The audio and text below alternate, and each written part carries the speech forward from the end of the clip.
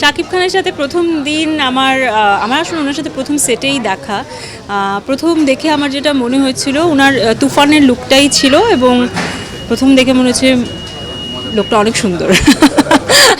যে মন খারাপ হতো যে আচ্ছা কেন আমি আমি কি মানে নিজের নিজের জায়গা নিয়েও একবার কখনো মনে হতো যে আমি কি তাহলে ডিজার্ভ করি না, বা আমি কি আসলে সেই মাপের বা সেই রকম ভালো অভিনেত্রী নই যে কেউ আমার কথা মনে করছে না। তো অনেক ঘটনাই ঘটেছে, এর মধ্যে ডিপ্রেশনও কাজ করেছে, ডেফিনেটলি আমি অস্বীকার করব না। এবং he is just like us, he is a star, he is superstar, mega star. ওনাকে সহজে উনি ধরাছোঁয়ার বাইরে ওনাকে দেখা যায় না কোথাও সহজে, কিন্তু উনি আমাদের মতো একজন সহজ মানুষ, কিন্তু ওনার সঙ্গে বসে আমি গল্প করতে পারি। নাবিলা আপু, আয়নাবাজি থেকে তুফান, এই মুহূর্তে তুফানি ঝড় চলছে, তুফান দর্শকদের মন কেড়ে নিয়েছে, কেমন অনুভব করছেন? অনুভূতিটা কেমন এই মুহূর্তে? অনুভূতি তো অবশ্যই খুব ভালো লাগার। 8 বছর পর আমার একটা সিনেমা মুক্তি পেয়েছে। তো একটা সময় মানে 8 বছর এমনও সময় আমার এক সময় মনে হচ্ছিল যে আসলে কি ঘটনাটা আমার জীবনে আর ঘটবে কিনা, আমি কি রূপালী পর্দায় নিজেকে দেখতে পাবো কিনা, কারণ আমার ইচ্ছা রয়েছে। বাট আমি আমার ডিরেক্টর রায়হান রাফি, আমার প্রযোজক শাহরিয়ার শাকিল, তাদেরকে আমি ধন্যবাদ জানাতে চাই যে তারা আমার কথা মনে করেছে। অ্যাকচুয়ালি একটা সময় আমাকে আসলে মানুষ ভুলতেও বসেছিল, বা যারা মনে রেখেছে তারা আমাকে এমন ক্যারেক্টার বা এমন রোল অফার করছিল যেটার জন্য আমি মনে করি যে আমি প্রস্তুত এখনও নই। আই অলওয়েজ থট যে আই ডিজার্ভ সামথিং বেটার। তো thanks to Shahriar Shakil and Raihan Rafi যে আমার ক্যারেক্টার যেরকমই হোক আমার কাছে খুব পছন্দের, সবাই বলছে খুব ভালো, এবং তারা আমাকে মনে রেখেছেন, এবং এরকম একটা বিগ বাজেটের বিগ স্কেলের একটা সিনেমায় আমাকে অংশগ্রহণের একটা সুযোগ করে দিয়েছে, এবং দর্শকদের ভালোবাসা পাওয়ার সুযোগ করে দিয়েছে। সো অফকোর্স অনেক ভালো লাগছে। একটু জানতে চাই, যখন আয়নাবাজি থেকে তুফান মোটামুটি বেশ লম্বা একটা সময় গ্যাপ, এই সময়টা আসলে আপনি কীভাবে পার করেছেন, এবং তখন কি কোনো ডিপ্রেশন কাজ করেছে কিনা যে সিনেমায় কাজ করতে পারছে না? কারণ যারা সিনেমাতে কাজ করে বা স্ক্রিনে কাজ করে তাদের একটা অভ্যাস বা একটা আগ্রহ তৈরি হয়ে যায়, তো এই সময়টা আসলে কীভাবে পার করেছেন আপনি? পার করেছি তো আসলে অনেক কিছু, 8 বছর আমার জীবনে অনেক কিছু ঘটেছে। প্রথমত অন্যান্য মাধ্যমে আমি অভিনয় করেছি, সো টুকটাক অভিনয় সঙ্গে ছিলাম আমি, আর বড় পর্দার জন্য অপেক্ষা ছিল।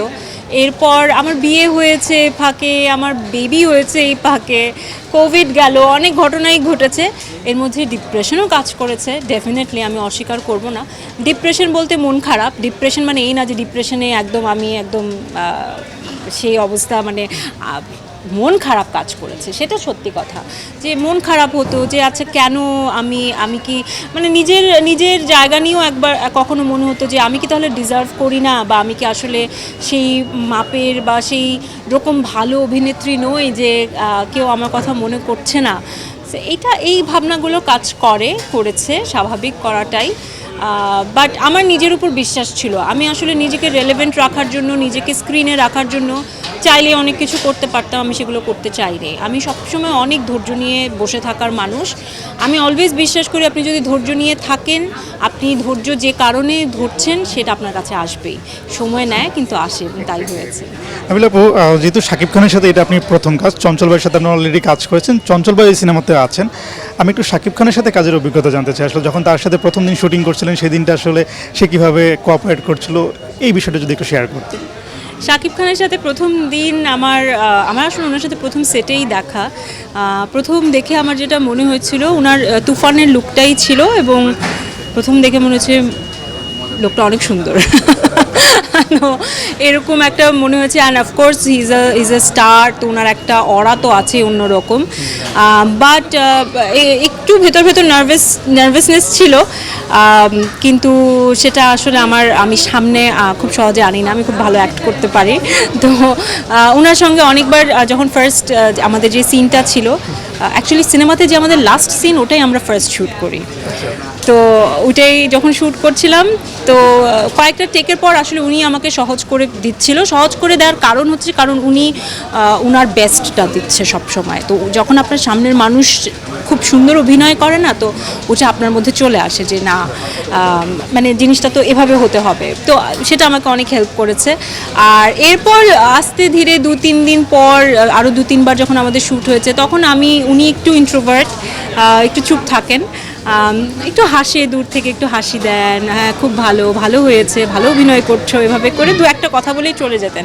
কিন্তু আমি গিয়ে ওনার সঙ্গে পরে গল্প করতাম, কারণ আমার এটা আমি নিজ স্বার্থেই করেছি, কারণ আমার কো আর্টিস্টের সঙ্গে আমার বন্ডিংটা প্রয়োজন আমার নিজের পারফরমেন্সের ক্ষেত্রে। তো উনি তো আমি বিশ্বাস করি ওনাকে একটা গাছের সঙ্গে দাঁড় করিয়ে দিলেও উনি ওনার বেস্টটা দিয়ে উনি চলে যাবে, কিন্তু আমার জন্য আসলে এই প্রসেসগুলো প্রয়োজন। তো আমি ওনার সাথে নিজ থেকেই গল্প করতাম, কথা বলতাম। একবারই প্রথম দিন যখন গিয়ে ওনার সাথে গল্প করা শুরু করে দিয়েছে, উনি ইজি হয়ে গেছে। এবং he is just like us, he is a star, he is superstar, mega star. ওনাকে সহজে উনি ধরাছোঁয়ার বাইরে ওনাকে দেখা যায় না কোথাও সহজে, কিন্তু উনি আমাদের মতো একজন সহজ মানুষ, কিন্তু ওনার সঙ্গে বসে আমি গল্প করতে পারি। এবং আরেকটা জিনিস আমি বলবো, I am so inspired and impressed by this person.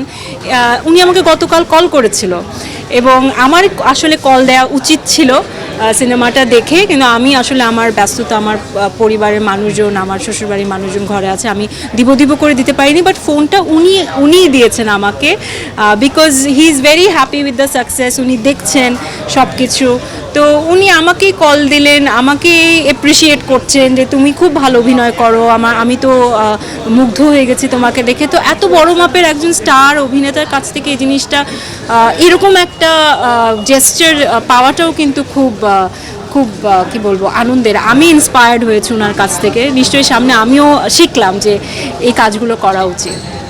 আমি একটু জানতে চাই আসলে যে দর্শকরা আপনাকে দেখে, আমরা একটু ওকে দেখছিলাম, যে দর্শকরা আপনাকে দেখে হচ্ছে আপ্লুত হয়ে যাচ্ছে, আপনাকে এসে জড়িয়ে ধরছে এবং প্রশংসা করছে যে এত সুন্দর হয়েছে, খুব ভালো লেগেছে। এই দর্শকদের এরকম সরাসরি প্রশংসাটা পেতে আসলে কেমন লাগছে অ্যাজ এ আর্টিস্ট? অবশ্যই অনেক ভালো লাগার বিষয়।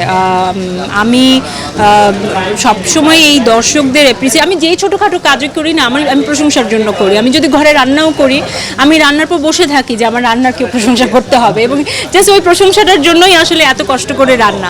সেম কাজের ক্ষেত্রেও আমরা আসলে এই দর্শকদের ভালোবাসার জন্যই মুখিয়ে থাকি, খুব নার্ভাসনেস কাজ করে। আমি আসলে দর্শকদের আলটিমেট জাজ মনে করি। আমার পারফরমেন্স যদি খারাপ হয়ে থাকে এবং দর্শক যদি মনে করে খারাপ, তাহলে আসলেই খারাপ। বাট ওনারা যদি মনে করেন ভালো, তাহলে তো ভালো, এবং সবাই ভালো বলছে। এর মধ্যে একজন দুজনের ভালো নাই লাগতে পারে, আমি সেটাও রেসপেক্ট করি, বাট বেশিরভাগ মানুষ ভালো বলছে, সেটাই আমার জন্য অনেক আনন্দের।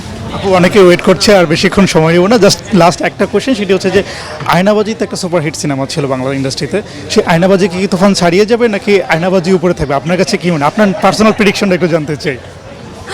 না, দুটা আসলে দু সময়ের ছিল। আয়নাবাজি অনেক দিন পর আসলে একটা জোয়ার এনেছিল। আয়নাবাজির আগেও আমরা এত পর অনেক সফল মুভি পেতাম না। আমার মনে হয় মনপুরার পর প্রায় 8-9 বছর পর আয়নাবাজি ছিল।